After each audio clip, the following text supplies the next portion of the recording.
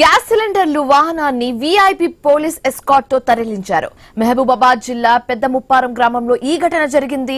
ఇద్దరు ఎస్ఐల పర్యవేక్షణలో పోలీసుల జీపుల మధ్య సిలిండర్ల సరఫరా చేపట్టారు. సిలిండర్లు లూటీ జరుగుతుందని అనుమానాలతో అధికారులు భద్రత ఏర్పాటు చేశారు.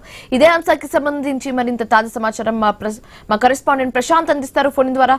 ప్రశాంత్, శివాని, ప్రపంచంలో పశ్చిమాసియా దేశాల జరుగుతున్న యుద్ధం వల్లనైతే అటు క్రూడ్ ఆయిల్స్ తో పాటు గ్యాస్ కొరతనైతే ఇటు భారతదేశంలో దేశవ్యాప్తంగా ఉంది. ఈ నేపథ్యంలోనే ఇప్పటికే అటు దేశ ప్రధాని మోడీ అన్ని కూడా పొదుపుగా వాడండి అని చెప్పారు. అయితే దీంతో గ్యాస్ కొరత అనేది విస్తృత ప్రచారం కావడంతో ఇప్పటికే అటు గ్యాస్ సిలిండర్ల బుకింగ్ విషయంలో కావచ్చు, గ్యాస్ గోదాముల వద్ద కూడా బారులు తీరుతున్న పరిస్థితి చూస్తాం. అయితే మహబూబాద్ జిల్లాలో మాత్రం మరో వింత ఘటన చోటు చేసుకుంది.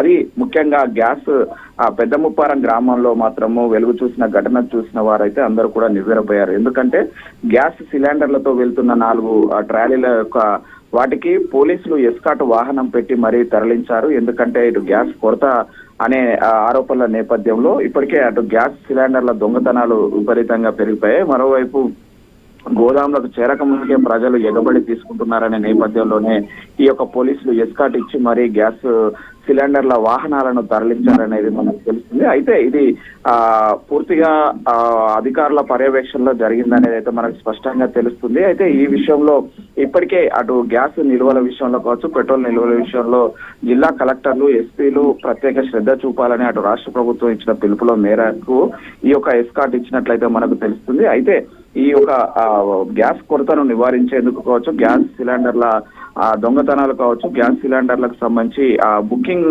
చేసిన సమయంలో సరైన సమయానికి అందించాల్సిన పర్యవేక్షణ చేయాల్సిన ఆవశ్యకత అయితే ఏర్పడ్డట్లయితే మనకి ఈ వీడియో చూస్తే అర్థమవుతుంది. Shivani, right, thank you Prashanth.